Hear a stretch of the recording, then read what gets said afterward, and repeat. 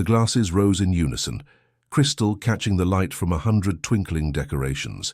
25 faces turned expectantly toward the dining room, where an elaborately set table awaited the promised feast. Stephanie, my wife, stood at the center of our Chicago brownstones living room, her red satin dress shimmering under the chandelier.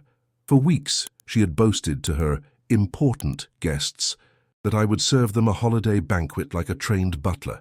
To Nathan, she announced with practiced elegance, who will be serving us tonight like the perfect host. The applause that followed felt like tiny needles against my skin. Eyes turned to me, some amused, others pitying, a few confused. I nodded politely, excused myself, and walked toward the hallway. They expected me to emerge with the first course of an extravagant meal. Instead, I picked up the suitcase I had hidden behind the coat rack that morning and walked out the front door. What happened inside that house after I left became the talk of Chicago's elite circles for months. No food appeared, no feast materialized. As minutes stretched into uncomfortable hours, the whispers grew louder. Forks clinked nervously against empty plates. Heads turned in confusion, and Stephanie's confident smile collapsed into panic as her perfectly orchestrated evening disintegrated before her eyes. But the empty table was only the first humiliation.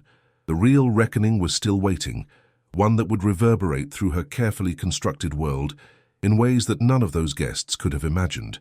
This is the story of how I reclaimed my dignity, one silent step at a time.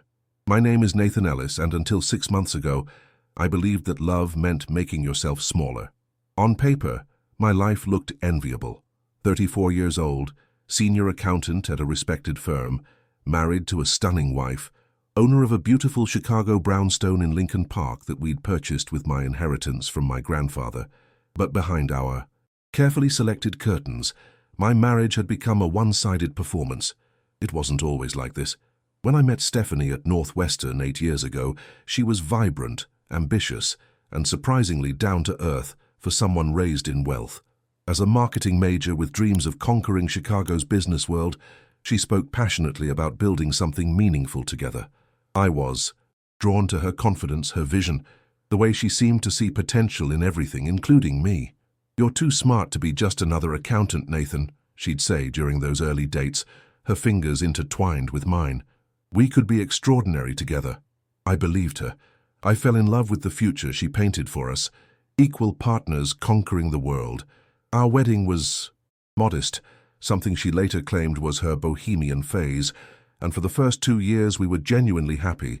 The shift happened so gradually I barely noticed.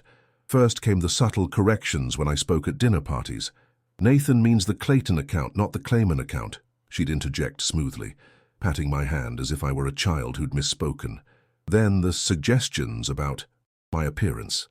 "Honey, wear the blue suit tonight. The gray one makes you look ordinary." By our 4th anniversary, Stephanie had transformed into someone I barely recognized. Her marketing job had evolved into a position at Image Perfect, a boutique PR firm that catered to Chicago's elite. Suddenly, our home became the stage for her networking ambitions. Dinners, cocktail parties, holiday gatherings, all orchestrated to position her among the city's influential circles. And somewhere along the way, I stopped being her husband and became part of the staff. "Nathan will serve the drinks," she'd announce to guests without consulting me. "Don't worry about helping. Nathan knows exactly how I like things done," she'd tell her friends, turning my presence into utility. At a Halloween party last year, I overheard her friend Olivia whisper, "Does he always serve everyone like this?" And Stephanie replied with a laugh, "It's what he's good at." I should have confronted her then. Instead, I retreated further into silence, telling myself that marriage required compromise. But with each party, each dismissive introduction, each night I spent washing dishes while she networked, the weight on my chest grew heavier. The breaking point came in November, when Stephanie announced her Christmas Eve plans. "I've invited 25 people," she said, scrolling through her phone as we sat at breakfast. She didn't look up. "The Hales, the Wards, the Grants, important people. I told them you'd be preparing and serving a traditional feast." "You told them what?" I sat down, my coffee cup too hard, splashing liquid onto the pristine tablecloth. She finally looked up, irritated by the stain rather than my question. Don't make a big deal of this, Nathan. It's just one night, and these connections matter. Richard Hale is practically Chicago royalty, and Melissa Grant controls half the PR accounts in the city. It's Christmas Eve, I said quietly. My holiday too. Her laugh was light, dismissive. Don't be dramatic. You can celebrate by making sure everything's perfect. I've already promised them your famous duck confit and that chocolate soufflé you made last year. The soufflé I made for our anniversary. The one you said was underwhelming? Did I say that? Well, your technique has improved since then, I'm sure. She stood up, dropping a kiss on my forehead that felt like a patronizing pat. I've got to run. The menu is on my desk. Make sure you order everything by next week. Premium ingredients only. After she left, I sat in our kitchen for a long time, staring at nothing. 8 years of marriage, and she hadn't asked if I had plans of my own for Christmas. Hadn't considered that I might want to sit at my own table rather than stand behind. It hadn't thought of me as anything more than an extension of her hospitality. That evening, I went to her desk and found the menu she'd prepared. 6 courses, wine pairings, elaborate garnishes, notes about dietary restrictions of guests I'd never met, and at the bottom, written in her elegant script, Nathan will serve each course with detailed explanation. I picked up the paper and walked to our bedroom. For the first time in years, I truly looked at our shared space. Her side, designer clothes organized by color, expensive perfumes arranged by season, framed photos of her at social events. My side, 3 suits, practical shoes, a worn copy of The Great Gatsby I'd been reading for months without finding time to finish. When had I become so invisible in my own life? That night, I opened my laptop and booked a one-way ticket to Florida. I didn't know yet what would come next, but as I entered my credit card information, I felt something I hadn't experienced in years, the quiet dignity of choice. I didn't tell Stephanie. For the next few weeks, I played my role perfectly. I ordered the ingredients she requested. I nodded when she reviewed the serving timeline. I smiled when she reminded me to wear the black pants and white shirt that would make me look appropriately professional, all while a suitcase gradually filled with essentials, hidden in the back of my home office closet, where Stephanie never ventured. Christmas Eve arrived with Chicago's typical biting cold. As Stephanie rushed around making last-minute adjustments to decorations, I showered and dressed in the outfit she'd selected. I helped hang the last of the garlands. I arranged the place settings exactly as she'd specified, and then I waited for the performance to begin. The first guests arrived precisely at 7. Richard and Catherine Hale, him, a silver-haired investment banker whose family had shaped Chicago's skyline, her, a former model who'd aged with elegant grace. They handed me their coats with practiced movements, barely making eye contact. "Nathan," Richard nodded, already looking past me for Stephanie. "Richard, Catherine, welcome." My wife appeared as if summoned, radiant in red satin that had cost more than my monthly salary. She air-kissed Catherine and clasped Richard's hands warmly. "I'm so thrilled you could join us." I hung their designer coats in the hallway closet, positioning myself exactly where I'd stood during dozens of similar evenings, invisible until needed. More guests arrived in quick succession.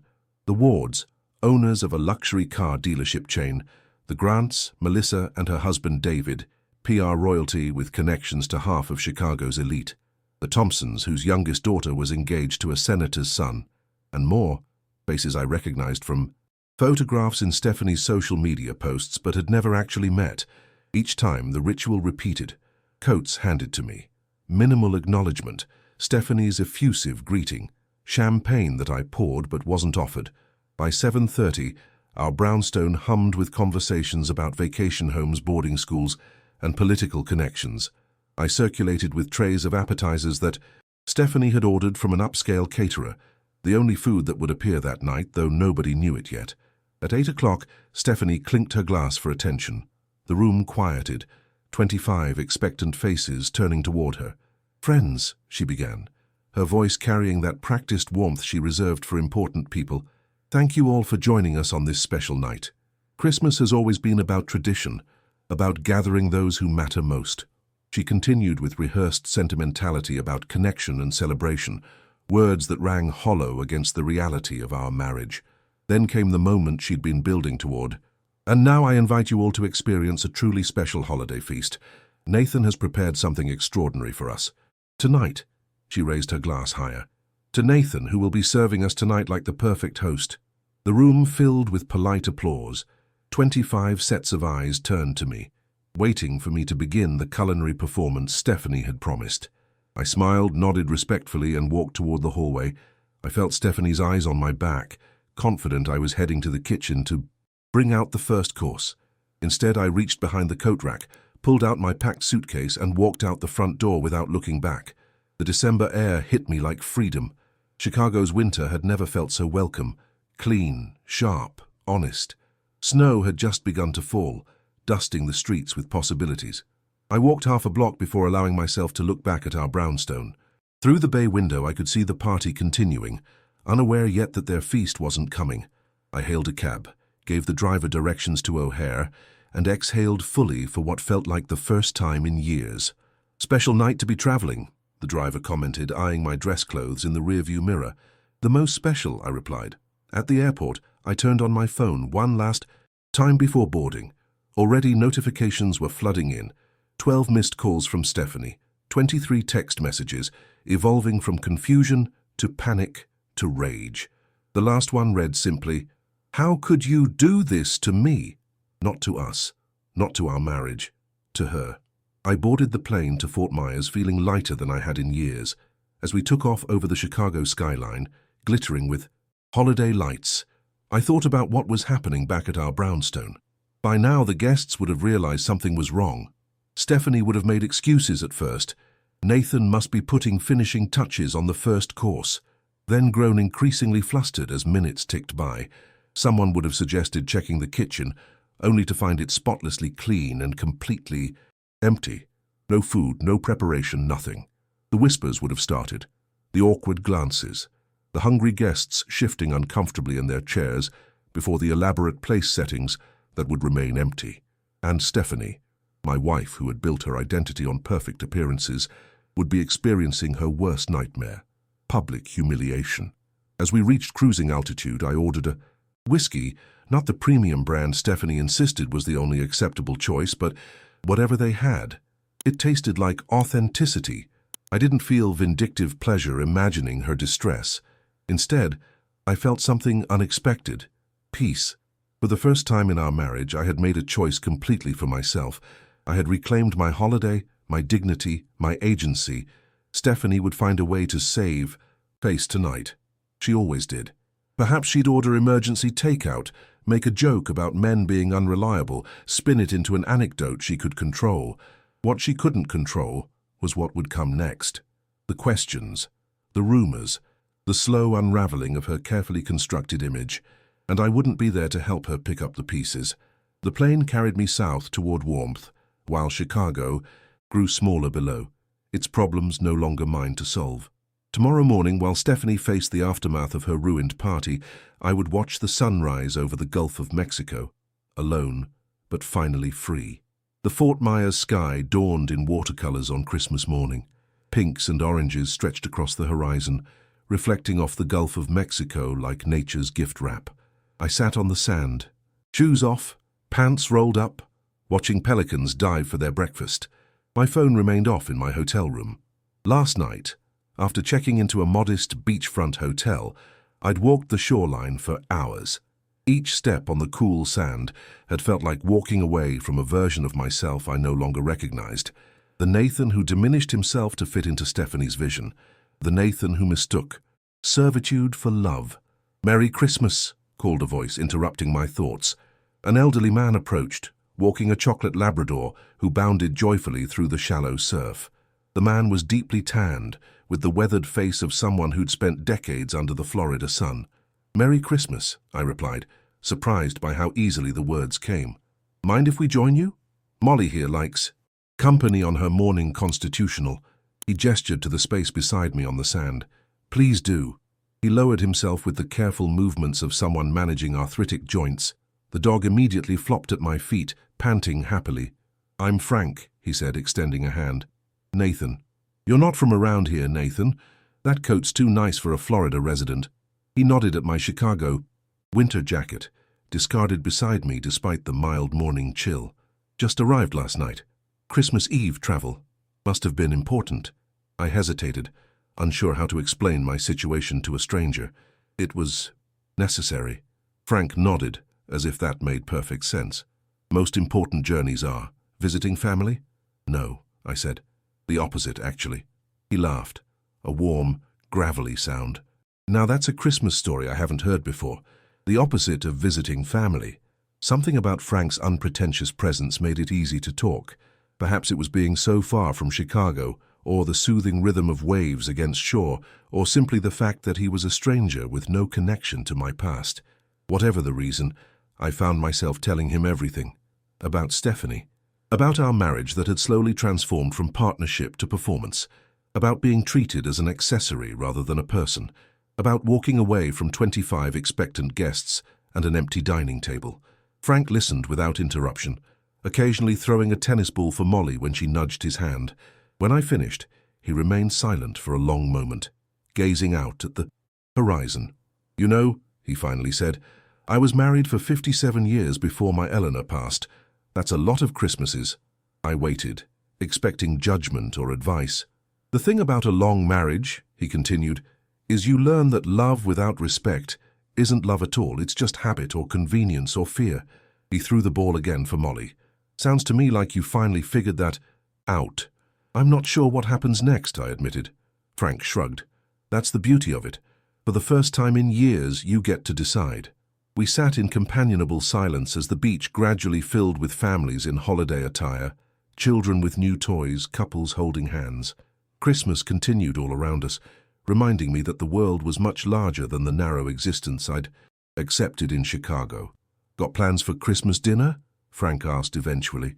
I shook my head. Come over then. My daughter's cooking for the whole neighborhood practically. One more won't make a difference. I started to decline out of habit. The polite refusal I'd perfected in Chicago, then stopped myself. I'd like that, I said instead. Thank you. That evening, I found myself at a table, surrounded by strangers who treated me like family. Frank's daughter Lisa, her husband Miguel, their 3 teenage children, and the assortment of neighbors filled a modest home with laughter, arguments, music, and genuine warmth. Nobody performed. Nobody served. We all helped carry dishes, clear plates, wash up afterward. When Lisa asked how I knew her father, Frank simply said, "Beach buddies," and winked at me. Later, as Miguel drove me back to my hotel, he said, "Dad doesn't usually bring strays home for Christmas. You must have made an impression." He did too, I answered truthfully. In my hotel room, I finally turned on my phone. The notifications were overwhelming. 43 missed calls from Stephanie, 17 voicemails, dozens of texts that evolved from fury to threats to desperate pleas.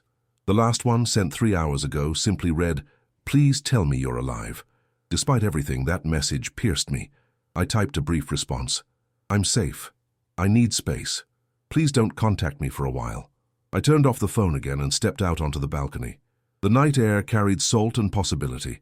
For the first time in years, I felt fully present in my own life, authoring my own story rather than playing a supporting role in someone else's. Tomorrow would bring complications, practical matters of joint accounts, shared property, explanations to friends and colleagues. But tonight, on this quiet Florida Christmas, I allowed myself to simply exist, undiminished by expectations. The stars above the Gulf seemed to wink with approval. 3 days passed in a gentle rhythm of beach walks, conversations with Frank, and quiet meals at local restaurants where nobody knew my name or expected anything from me. I checked my email once, briefly, to inform my office I needed personal leave, something I'd accumulated years of but rarely used. My boss's response was surprisingly understanding. "Take the time you need, Nathan. Position's secure."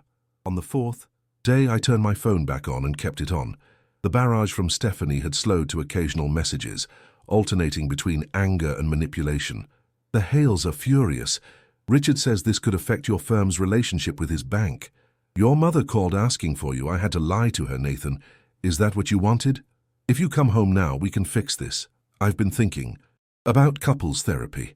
I didn't respond to any of them.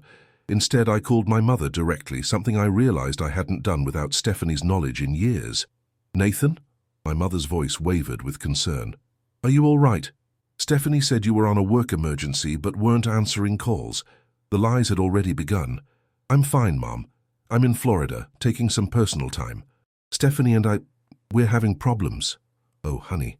The lack of surprise in her voice told me everything. I wondered when you might see it. See what? How she treats you. My mother's directness startled me. The last time you visited, she spoke to you like you were her assistant, not her husband. Your father and I talked about it afterward, but we didn't want to interfere. I pressed my forehead against the cool glass of my hotel window. Why didn't you say something? Would you have heard it? She asked gently. She was right. I wouldn't have. We talked for an hour, the longest conversation we'd had in years, without Stephanie steering it toward topics that showcased her accomplishments. When I hung up, I felt both comforted and unsettled by how clearly others had seen what I'd been blind to. That evening, scrolling through news on my laptop, I noticed an email from Craig Donovan, a former colleague who'd moved to a competitor firm last year. Subject: thought you should see this. The email contained only a link to a private Instagram account with a single line. Check the Chicago Elite Stories highlight. I didn't use Instagram much, another thing Stephanie had controlled, curating our online presence with the same precision she managed our social calendar. But I recognized the account name as a gossip page that tracked Chicago's social scene.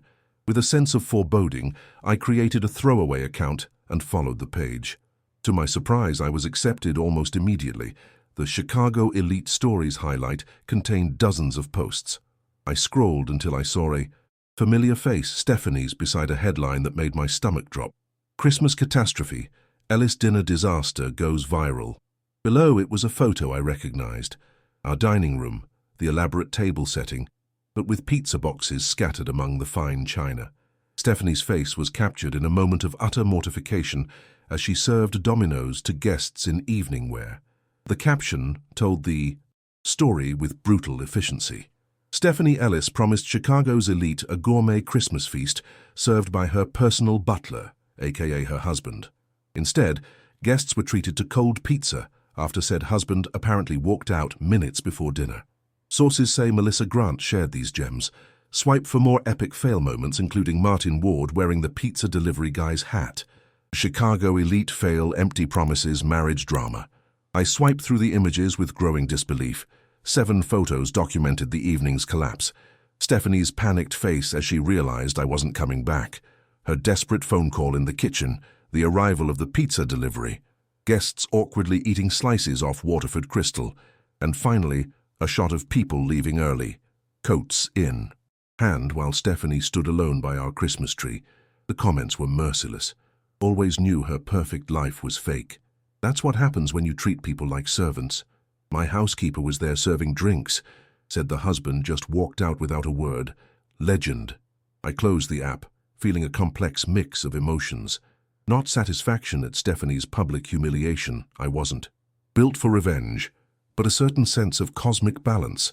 The carefully constructed image she'd prioritized over our actual relationship had shattered spectacularly without me lifting a finger.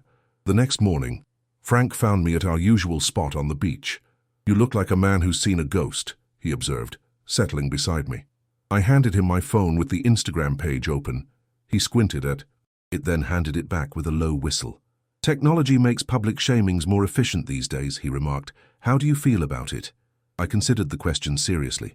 Conflicted. I didn't want to hurt her. You didn't, Frank pointed out. Her own choices did. Still feels connected to my decision. That's because you're a decent man, Nathan. But remember this.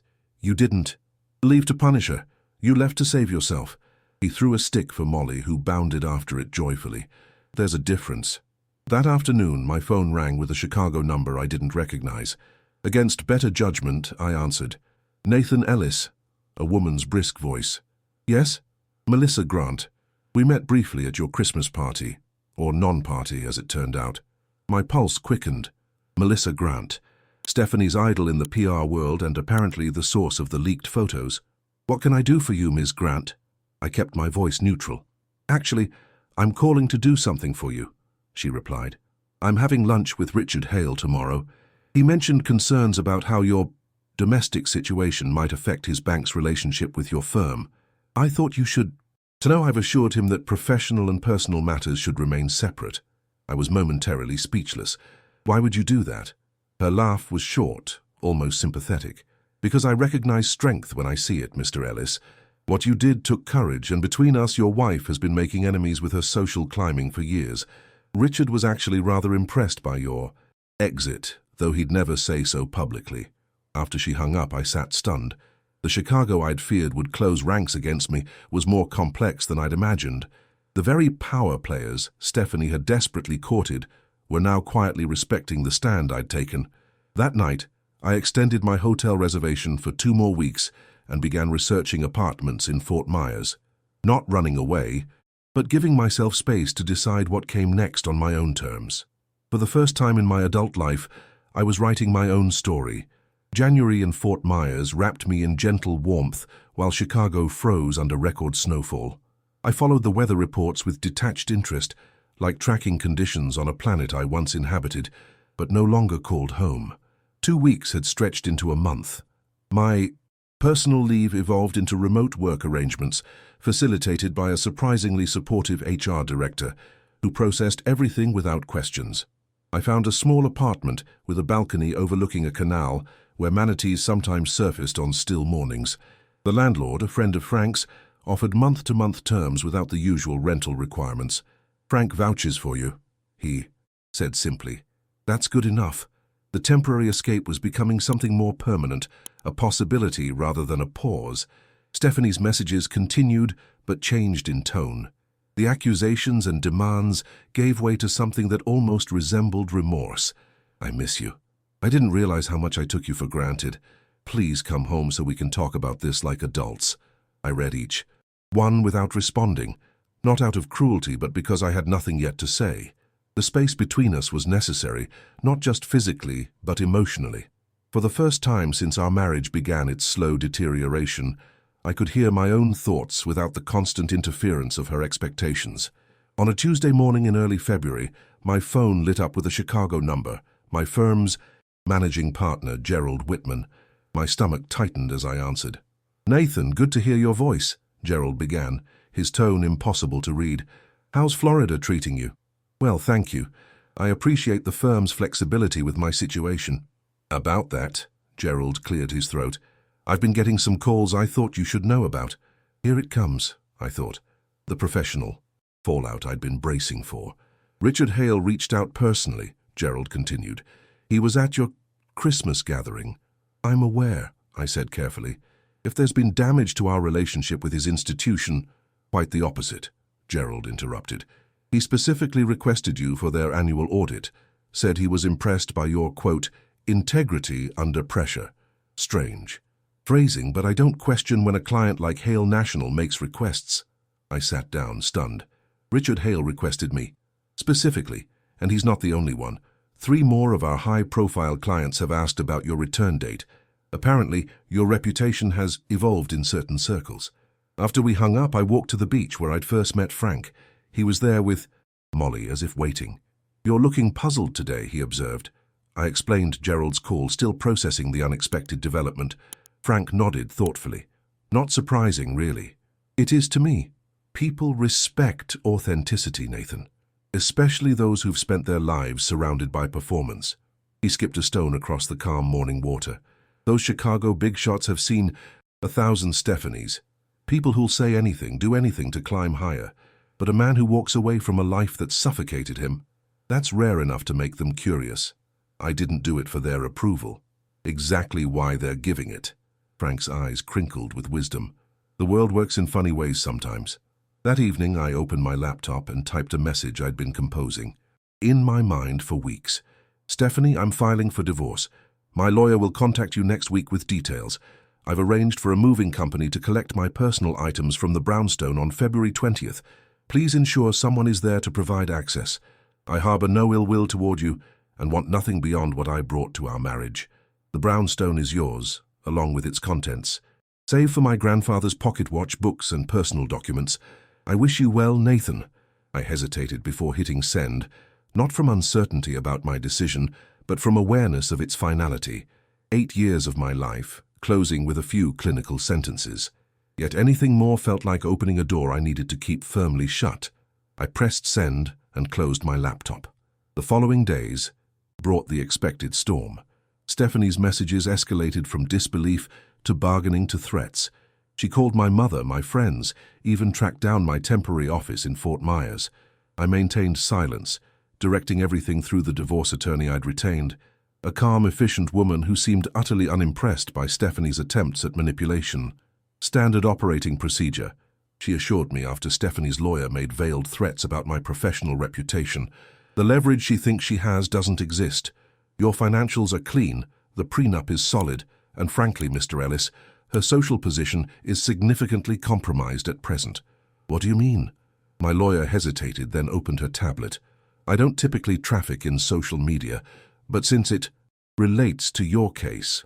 She turned the screen toward me, showing Stephanie's professional Instagram account, where once there had been hundreds of comments praising her style, her events, her connections. Now the most recent posts were flooded with thinly veiled references to empty promises and serving staff. Clients had quietly distanced themselves. Speaking engagements disappeared from her calendar. The carefully curated image of success had developed significant cracks. The Christmas incident affected her professional credibility, my lawyer explained. In her field, perception is currency. And currently, Ms. Ellis's account is depleted. I felt a complicated pang of sympathy. Despite everything, I had loved Stephanie once. Seeing her public unraveling brought no satisfaction. This doesn't change anything about our proceedings, I clarified. Of course not. I simply want you to understand that her negotiating position is weaker than she believes. February 20th arrived with surprising swiftness. From Florida, I coordinated with the moving company, providing detailed instructions about what to collect from the brownstone. Stephanie had finally agreed, through her lawyer, to be present for the movers' arrival. That afternoon, my phone rang with an unfamiliar Chicago number. Mr. Ellis, this is Ray with Reliable Movers. We've completed the job at your Chicago address, but there's a situation you should know about. My chest tightened. What happened? Nothing bad with the move itself, Ray clarified quickly. We got everything on your list, but your wife, ex-wife, she was, well, not alone when we arrived. I'm not concerned with Stephanie's personal life, I began. Normally I wouldn't mention it, Ray interrupted, but the gentleman with her claimed to be you, tried to countermand your instructions, said we should leave everything except some old books. When we asked for ID, he couldn't produce any, of course. The lady got pretty upset when we kept following your original instructions. I processed this information slowly. Stephanie had already replaced me, or was attempting to recreate me with someone willing to play the role I'd abandoned. Thank you for following the original plan, I said finally. No problem, we deal with divorce situations all the time, just thought you should know. That night I received one final text from Stephanie. He appreciates me in ways you never did. I didn't respond, but for the first time in months I felt something close to genuine sadness, not for what I'd lost, but for what Stephanie might never find. She was already trying to rebuild the same facade with a new supporting actor, having learned nothing from its collapse. The next morning, Frank found me staring at the ocean, troubled by thoughts I couldn't quite articulate. Heavy thoughts for such a light day, he commented, settling beside me. I explained about the movers, Stephanie's new companion, her final text. Frank listened silently, then said simply, Some people spend their whole lives running from mirrors. What do you mean? Reflection terrifies them. They'd rather surround themselves with distortions that show them what they want to see. He threw a stick for Molly, who bounded after it with undiminished enthusiasm despite her advancing age. Your wife lost her mirror. Instead of looking into a new one, she's already shopping for a more flattering frame. The wisdom of his words settled over me like gentle rain. I wasted years trying to be what she wanted. Not wasted, Frank corrected. Learned from. Big difference. As February gave way to March, the divorce proceeded with surprising efficiency. Stephanie, perhaps sensing the shift in social leverage, stopped fighting over material possessions and agreed to the terms I'd offered. My lawyer seemed almost disappointed by the lack of conflict. Easiest divorce I've handled in years, she remarked, as I signed the final papers. I expected to feel something momentous as my marriage officially dissolved. Grief, perhaps, or vindication, or at least a definitive sense of closure. Instead, I felt a quiet acknowledgement that this chapter had already ended months ago, on a snowy Christmas Eve, when I'd chosen dignity over performance. The real story wasn't about endings at all, but beginnings. March in Florida brings perfect days, warm sunshine, cool breezes, and a quality of light that makes everything look slightly enhanced, as if someone adjusted the saturation of the world. I settled into a routine that felt increasingly like a real life rather than an extended vacation. Mornings began with beach walks alongside Frank and Molly, conversations that ranged from profound to mundane. Weekdays, I worked remotely from my apartment or from a small coffee shop called Manatee Brews, where the owner, Sophia, reserved a corner table for me. "The Chicago accountant needs his space," she'd tell other customers with a wink, sliding my usual Americano across the table without being asked. Sophia was in her late 30s, with dark curls perpetually escaping whatever attempt she made to contain them, and a laugh that seemed to start somewhere, deep in her soul. She'd opened the coffee shop after leaving a corporate job in Miami, seeking something more authentic than quarterly projections and performance reviews. "Best terrifying decision I ever made," she told me once, during a quiet afternoon when I was her only customer. Everybody thought I was having a midlife crisis. Maybe I was, but at least it was an honest one. I found myself looking forward to our brief conversations, the easy way she'd pause beside my table to share an observation or a joke before moving on to other customers. Nothing flirtatious, nothing complicated, just human connection, untainted by agenda. One Wednesday afternoon, as I was packing up to leave, Sophia approached with an envelope. "Almost forgot. Mail came for you." I blinked in surprise. "Mail? Here? You've been using our address for some work stuff," she reminded me. "Said your apartment complex misplaces packages." The envelope bore the Chicago return address of my firm. Inside was a simple card signed by my colleagues, congratulating me on securing the Hale National account. A handwritten note from Gerald added, "Richard Hale specifically mentioned your refreshing authenticity. Whatever you're doing down there, keep it up." Sophia read my expression. "Good news or bad?"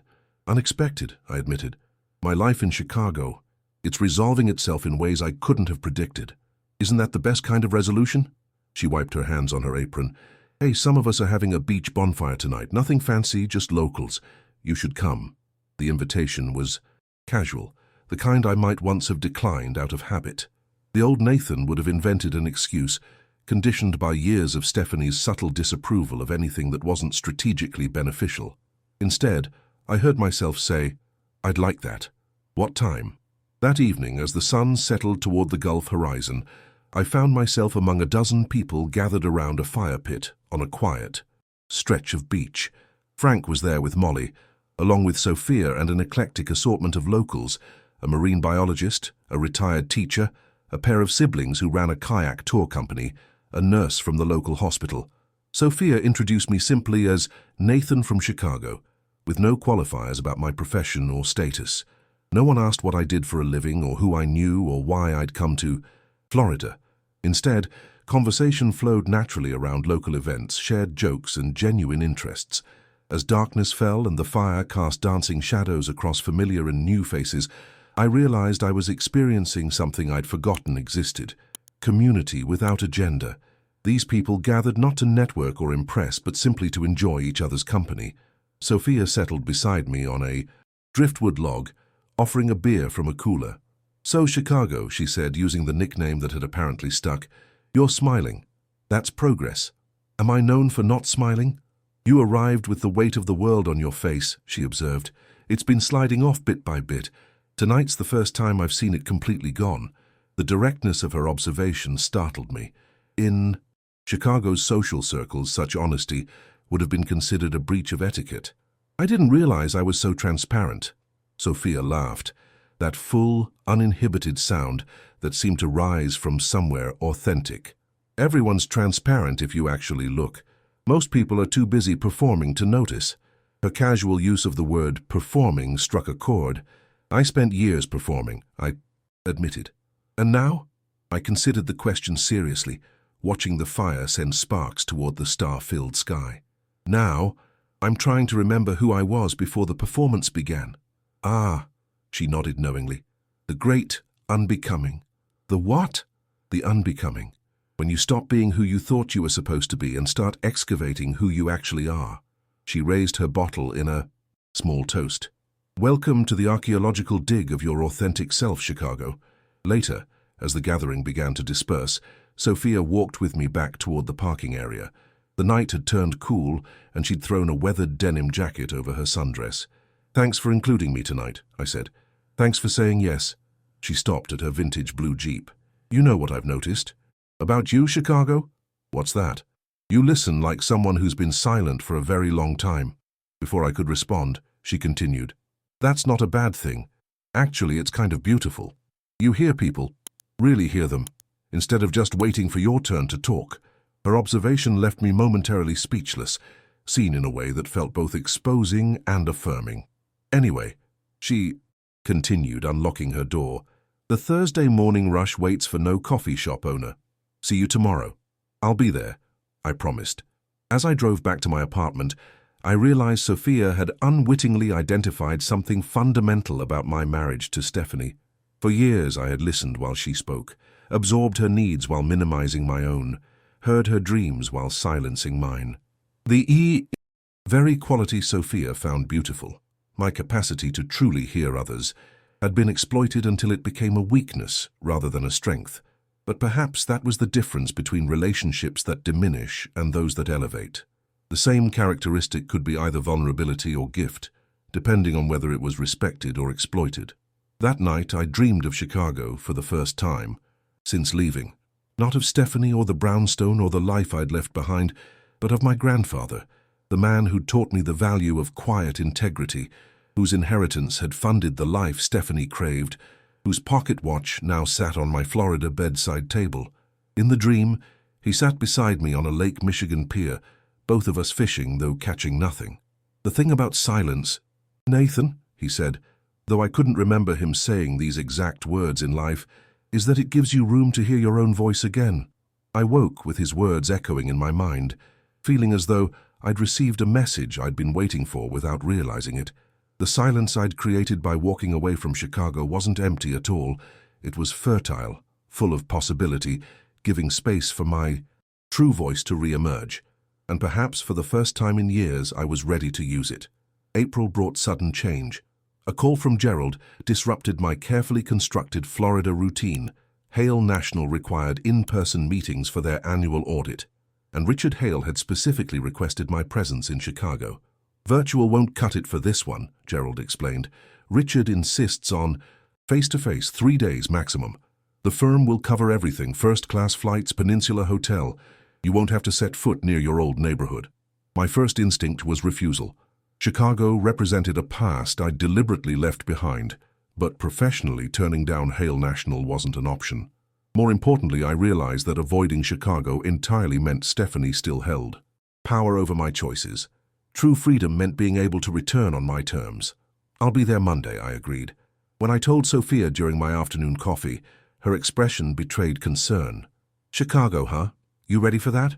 "It's just business," I assured her, though we both knew it was more. She wiped the counter with unusual focus. "Well, don't forget you have people here now. Real ones." Her words warmed something in me, a reminder that I now had connections based on authenticity rather than performance. "It's only 3 days," I said. 3 days in a place with that many ghosts." She gave me a knowing look. "That's plenty of time for hauntings." Frank's reaction was more direct when I met him for our usual morning walk. "Good," he said simply. "Good?" I questioned. "I thought you'd tell me to stay away. Running from something and facing it are different things, Nathan." He threw a stick for Molly, who, despite her advancing age, still bounded after it with enthusiasm. "You didn't leave Chicago because you were afraid. You left because you were brave enough to want something real. Going back with that same courage, that's how you know you're truly free." The flight to Chicago the following Monday felt surreal, like traveling backward in time while remaining firmly anchored in my present self. The city skyline appeared through the plane window exactly as I remembered, yet I approached it as a different man. The peninsula treated me with the impersonal luxury I'd once mistaken for meaningful status. After checking in, I texted Sophia a photo of the elaborate chocolate arrangement the hotel had provided. Her response was immediate. "Fancy prison food. Don't get used to it again." I smiled at her accurate assessment. The meetings at Hale National began Tuesday morning.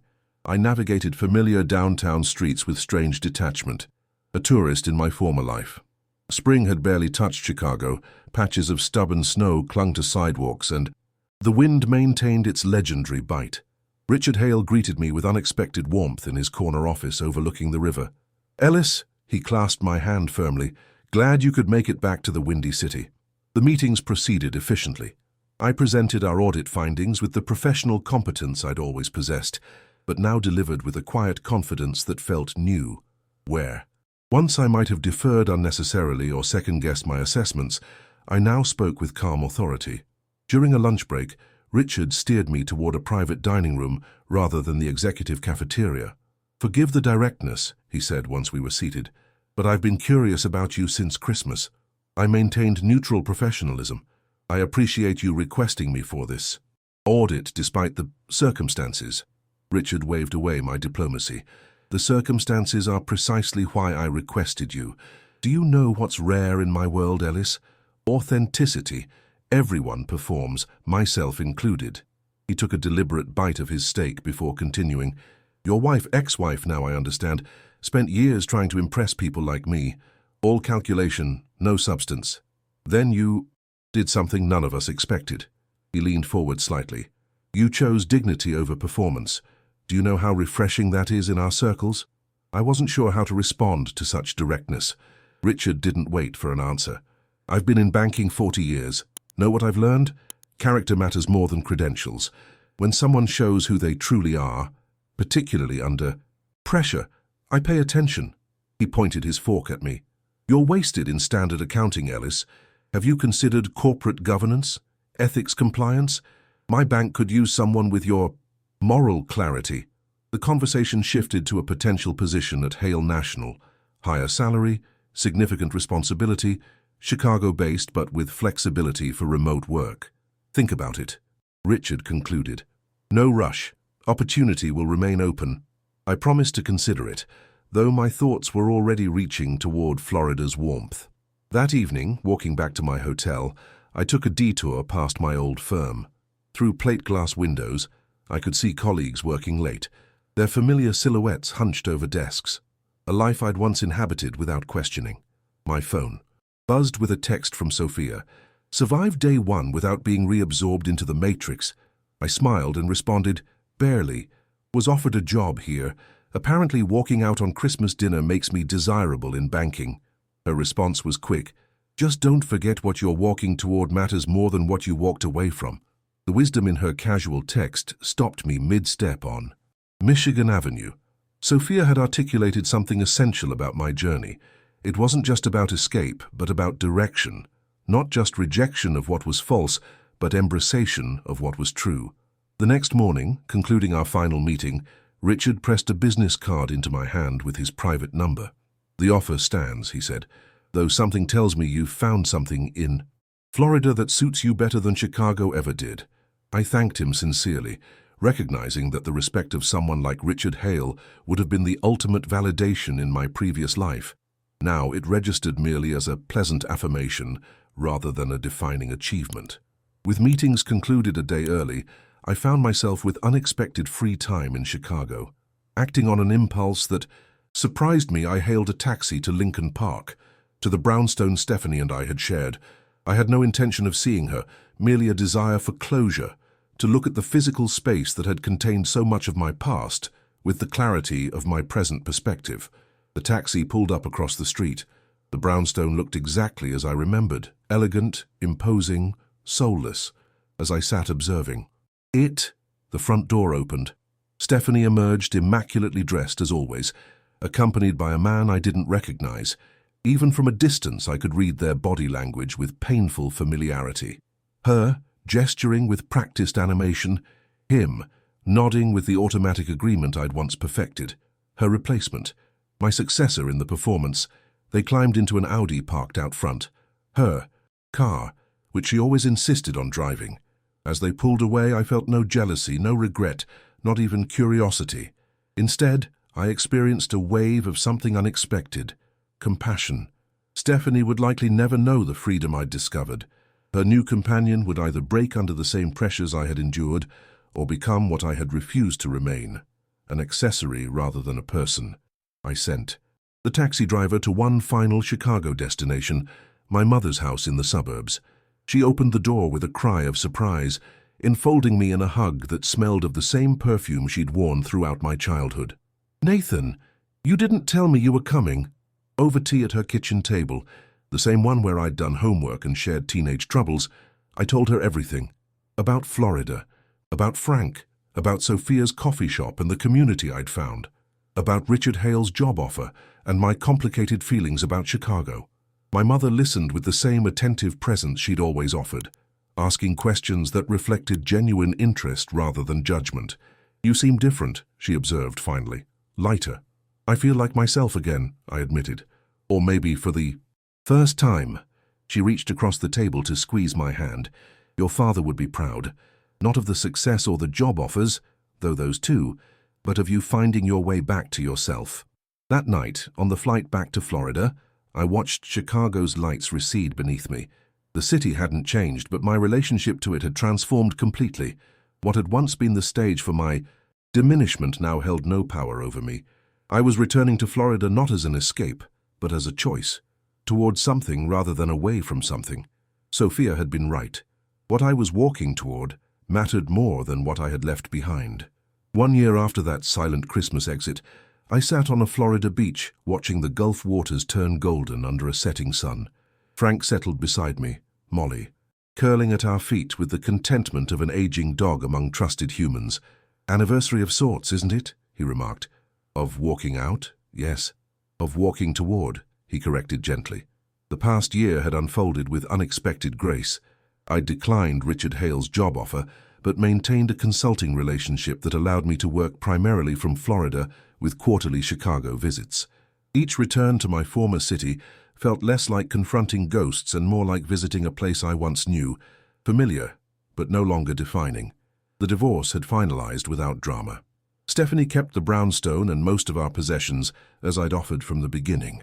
According to mutual connections, she had moved on quickly, her new relationship progressing with the same calculated efficiency that characterized her approach to life. Her professional reputation had eventually recovered, though whispers of the Christmas catastrophe still circulated in certain circles. I bought a small house 2 blocks from the beach. Nothing extravagant, but with a generous porch where Frank and I often sat watching pelicans dive into the surf. My mother visited twice, discovering in Florida's gentle rhythms a vacation freedom she hadn't experienced in years. And Sophia had become more than the owner of my favorite coffee shop.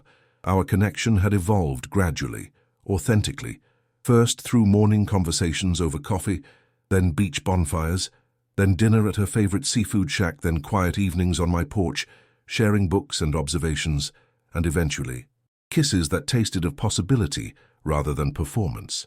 Sophia approached relationships with the same straightforward honesty she brought to everything, valuing substance over appearance, truth over convenience, genuine connection over social advantage.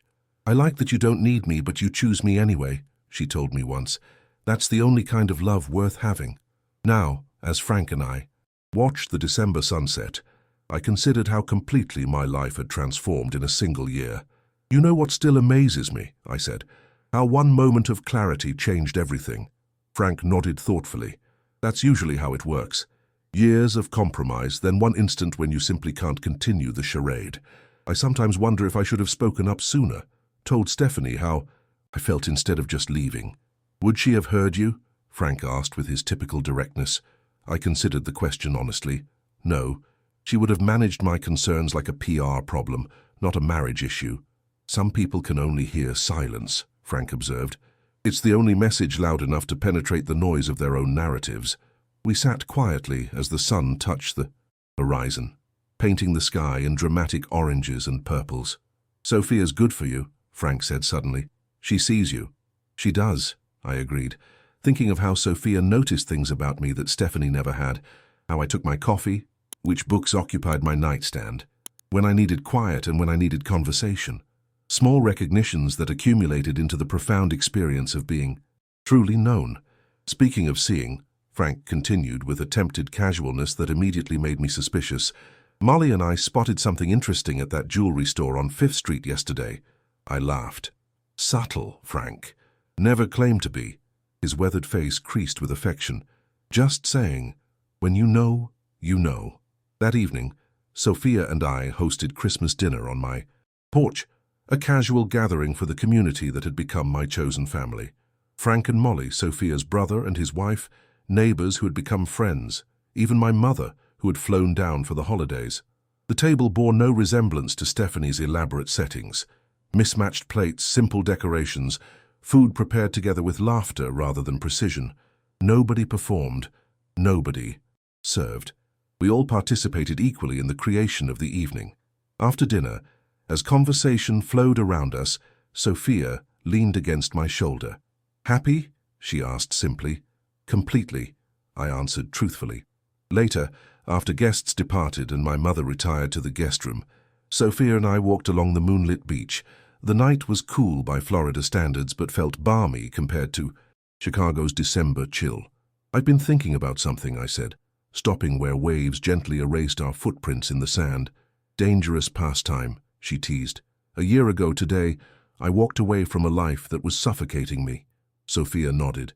"Your great escape, the Christmas miracle. It wasn't really about escaping," I realized aloud. "It was about finally recognizing my own worth, that I deserved better than being someone else's prop." "You definitely deserved better," she agreed, squeezing my hand. I turned to face her fully, the moonlight illuminating her features, the uninhibited smile I'd first noticed at her coffee shop, the direct gaze that never calculated or manipulated. "I found better," I said quietly. "I found real." From my pocket, I withdrew a small box, not velvet like the one I'd given Stephanie years ago, but handcrafted wood from a local artisan. Sophia's eyes widened as I opened it, revealing a simple ring with a small pearl rather than a diamond. "I'm not proposing a performance or a social advantage," I said. "I'm proposing a partnership, real, honest, equal." Sophia's laugh bubbled up, that full-bodied sound of genuine joy that had first drawn me to her. "Are you asking if I'll marry you, Chicago?" "I'm asking if we can build something authentic together," I clarified. "Something based on who we actually are, not who we think we should be." She took the ring, examined it in the moonlight, then slipped it onto her finger. "I do love a good archaeological dig," she said, referencing our conversation about uncovering authentic selves, especially one that lasts a lifetime. Her kiss tasted of promise, not the kind made for appearances, but the kind anchored in truth. Walking back toward home, our home, I realized, I thought about the contrast between this moment and my proposal to Stephanie years earlier. That had been a performance complete with expensive restaurant, practiced speech, and strategically timed ring presentation. This was simply real, imperfect, unpracticed, and infinitely more valuable. Christmas morning dawned clear and bright. Sophia made coffee in my kitchen, while my mother prepared her famous cinnamon rolls. We would open gifts later, then meet Frank and others for an informal beach gathering. My phone buzzed with an unexpected text. Stephanie's name appeared on the screen for the first time in months. "Merry Christmas, Nathan. Thought you should know I'm engaged. Moving to London with James. Hope you found what you're looking for." I showed the message to Sophia, who read it with raised eyebrows. "Are you going to respond?" she asked without judgment. I considered the question seriously, then typed, "Congratulations, Stephanie. I wish you happiness and hope you both find what's real. Merry Christmas." I set the phone down, turning my attention back to the present, to Sophia's coffee, my mother's cinnamon rolls, the sound of waves visible through the kitchen window, the feeling of being fully present in my own life. The greatest gift of that Christmas wasn't wrapped under any tree. It was the knowledge that sometimes the loudest, most powerful answer isn't spoken at all. Sometimes it's a quiet act of self-respect, a single moment of choosing dignity over diminishment, authenticity over performance, truth over convenience. Sometimes it's simply walking away from what diminishes you and toward what allows you to become fully yourself. That silent exit a year ago hadn't been an ending at all.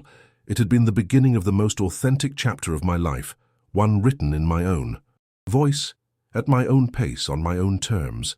As Sophia and my mother laughed together in the kitchen, two women who valued me for who I truly was rather than what I could provide or perform, I understood the profound truth that had reshaped my life.